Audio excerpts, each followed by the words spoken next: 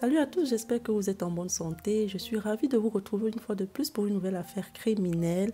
Aujourd'hui, je vais vous parler de la mystérieuse disparition d'Alexis Charquet, une influenceuse populaire. Nous allons découvrir ensemble qui était Alexis Charquet et dans quelles circonstances elle a disparu. Restez avec moi jusqu'à la fin de la vidéo où nous examinerons ensemble ce qui lui est arrivé. Installez-vous confortablement car l'histoire d'Alexis Charquet démarre. Mais avant de nous plonger dans cette sombre histoire, si vous êtes nouveau sur la chaîne, abonnez-vous et activez la cloche de notification pour ne rien rater prochainement. Née en Pennsylvanie le 25 janvier 1994, elle a grandi dans une famille aimante et a passé une enfance heureuse. Elle était jolie, intelligente, cultivée et aimable avec ses proches. Elle aimait apprendre et avait un esprit analytique. Au lycée, elle était sportive, populaire et a été sélectionnée pour la National Honor Society. Elle a obtenu son diplôme en 2012 et a poursuivi ses études à l'université de Pittsburgh où elle a étudié la biologie, la nutrition et la psychologie. Elle a brillamment réussi ses études et elle était l'une des meilleures élèves de sa classe en 2016. Après l'obtention de son diplôme, Alexis voulait poursuivre ses études en médecine, mais finalement elle a décidé de prendre une année libre pour voyager et s'occuper d'elle-même. Elle a alors déménagé à Odessa, au Texas, et a commencé à travailler dans un restaurant appelé Twin Peaks, où les serveuses sont habillées de manière sexy. En raison de son apparence et de son caractère sociable, elle a été très populaire et s'est fait de nouveaux amis facilement. En 2017, elle a été fiancée à un garçon, mais leur relation n'a pas duré et ils se sont séparés. Suite à cette séparation pour Alexis, ses amis l'ont soutenue. Au restaurant où elle travaillait, elle a commencé à se rapprocher d'un client régulier nommé Tom Charquet. Tom était un consultant pétrolier qui voyageait beaucoup et il a plu à Alexis à cause de son caractère amical, de ses blagues et de son intérêt pour le sport. Tom était plus âgé qu'Alexis, il avait 46 ans et elle en avait 23. Il avait été marié et avait 2 enfants, mais cela n'a pas empêché Alexis de tomber amoureuse de lui. Ils ont partagé leur quotidien et leur voyage sur les réseaux sociaux. Cependant, à cette période, Alexis travaillait énormément pour 2 emplois différents, ce qui l'épuisait.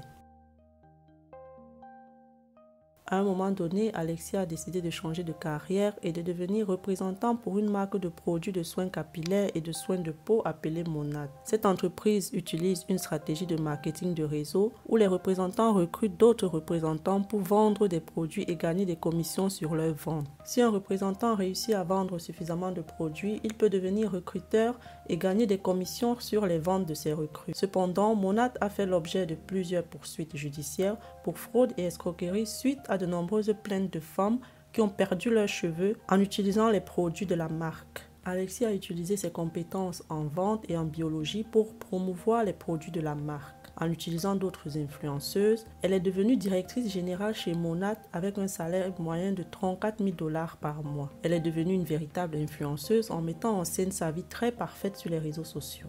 Alexis se présentait comme une femme d'affaires plutôt qu'une influenceuse pour promouvoir les produits de Monad sur les réseaux sociaux et recruter des personnes pour la marque. Elle menait une vie agréable, voyageait beaucoup et gagnait beaucoup d'argent en tant que directrice générale de Monad. En été 2019, Alexis et Tom ont décidé de se fiancer et de déménager dans le Colorado. Cependant, il est important de se rappeler que les réseaux sociaux peuvent vendre une vie idyllique qui n'est souvent qu'une façade de marketing et de communication. Mais à ce moment-là, Alexis et Tom semblaient heureux ensemble. En décembre 2019, Alexis et Tom se sont mariés dans le Colorado et sont ensuite retournés au Texas pour s'installer à Houston.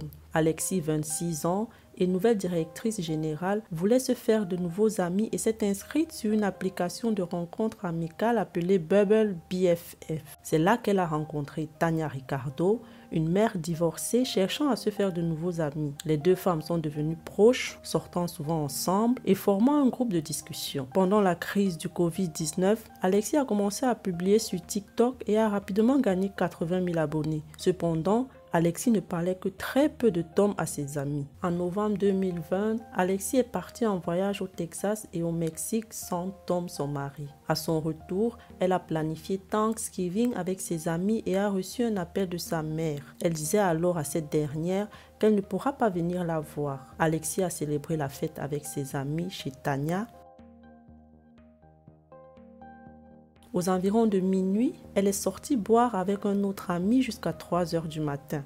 Le lendemain 27 novembre, c'était le jour du Black Friday et les influenceurs publient habituellement beaucoup ce jour-là. Mais Alexis n'a rien posté, ce qui était très étrange étant donné qu'elle avait briefé ses équipes pour publier. Plus tard dans la journée, alors qu'Alexis était resté sans mot dire, un message provenant du téléphone d'Alexis a été envoyé à ses amis sur un groupe de discussion pour sortir ce soir-là. Cependant, ses amis étaient déjà très occupés et ont prévu de se rencontrer le lendemain, c'est-à-dire le 28 novembre. Les messages de discussion ont été la dernière nouvelle d'Alexis. Ensuite, plus tard dans la journée, Tom, le mari d'Alexis, a appelé John, le mari de l'une des amies d'Alexis, pour lui demander s'ils avaient vu Alexis. Tom a raconté que la nuit précédente, ils se sont disputés et qu'Alexis est parti de la maison et monté dans une voiture conduite par un homme. Cependant, l'histoire de Tom n'était pas cohérente et il s'est trompé et s'est contredit pendant la conversation. John pensait que quelque chose n'allait pas, mais pensait également que Tom était encore sous le choc de la disparition de sa femme. Le 28 novembre, les amis d'Alexis étaient choqués de ne pas recevoir de réponse à leur message de groupe pour planifier la soirée au cinéma. Alexis, qui était connu pour être toujours connecté à son téléphone, ses amis ont donc commencé à s'inquiéter lorsqu'elle n'a pas répondu à leurs appels et messages. Tania est allée chez Tom et Alexis, mais personne n'a répondu à la sonnette. La mère d'Alexis, Stacy, était au courant de la situation car Tom avait déjà appelé. Tom a passé la journée à contacter les amis d'Alexis pour savoir si quelqu'un l'avait vu, mais personne n'avait de nouvelles. Finalement, les amis d'Alexis ont déclaré sa disparition à la police en fin de journée. Je trouve pour ma part curieux que ce soit les amis d'Alexis qui déclarent sa disparition et non son mari. Sa mère et ses amis utilisent les réseaux sociaux pour annoncer sa disparition et demander de l'aide en disant qu'Alexis était vu pour la dernière fois au Texas à Houston.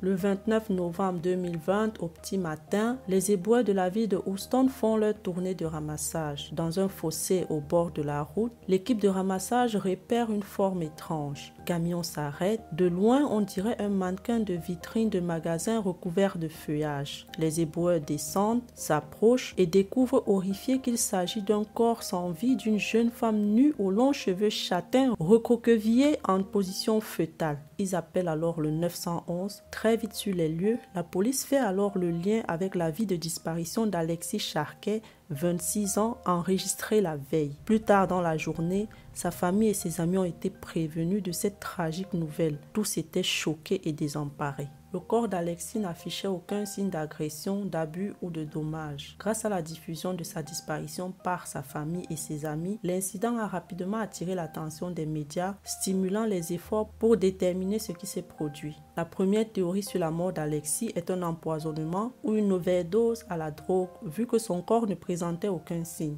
Mais sa famille et ses amis assurent qu'elle n'avait jamais pris de drogue. Les examens ont révélé qu'elle n'avait consommé aucune drogue et l'hypothèse de l'overdose a été abandonnée. Ensuite, les copines d'Alexis dévoilent à la police qu'en octobre, à l'occasion d'un voyage entre copines au Mexique, Alexis avait avoué pour la première fois que Tom était violent verbalement et abusait de son physique imposant pour la malmener jusqu'à dans leur relation intime. Alexis a dressé le portrait d'un mari jaloux, pistant ses déplacements, surveillant ses séances photos et ses partenariats publicitaire à Houston. Alexis dit également à ses copines qu'elle est inquiète et qu'elle a peur pour sa vie. Selon ses amis, ce voyage était un bol d'air dont elle avait besoin pour voir clair dans sa relation. Alexis avait l'intention de quitter Tom et avait lancé une procédure pour fermer leur compte joint. Suite à ces révélations des copines d'Alexis et du fait que Tom ne cessait de changer de version, la police le considère finalement comme le premier suspect. L'enquête est donc focalisée sur Tom. La police serait en possession des enregistrements de la caméra de surveillance d'un salon de beauté qui se trouve à proximité du lieu où le corps d'Alexis a été découvert. Le 19 janvier 2021, soit près de 2 mois après le drame, les résultats de l'autopsie sont enfin tombés. Alexis est morte étranglée et l'affaire a donc été classée comme homicide sur le registre du médecin légiste. Tom était le mari d'Alexis, c'est lui qui avait le dernier mot sur le corps. Tom n'a pas revendiqué le corps d'Alexis et les parents ne pouvaient non plus prendre le corps de leur fille sans l'accord de Tom. Alors que Tom ne répondait pas aux appels des parents, le médecin légiste a tout de même remis aux parents le corps de leur fille. La famille abattue par ce destin tragique d'Alexis d'Alexis et en plein deuil, a une fois le corps récupéré pu organiser un enterrement intime dans sa ville natale en Pennsylvanie. Certains de ses amis du Texas ont fait le déplacement afin de lui rendre un dernier hommage. Cependant, la police continue de son côté à chercher des éléments de preuve sur la mort d'Alexis. Ils ont étudié tous les téléphones de son entourage avec qui elle a communiqué les derniers jours avant cette tragédie, afin d'établir un calendrier des événements et savoir ce qui s'était réellement passé. Relevons qu'après le décès d'Alexis, Tom a continué à jouer des mélodies de bonheur sur les réseaux sociaux, jusqu'au jour où la police découvre qu'il est le véritable meurtrier de son épouse.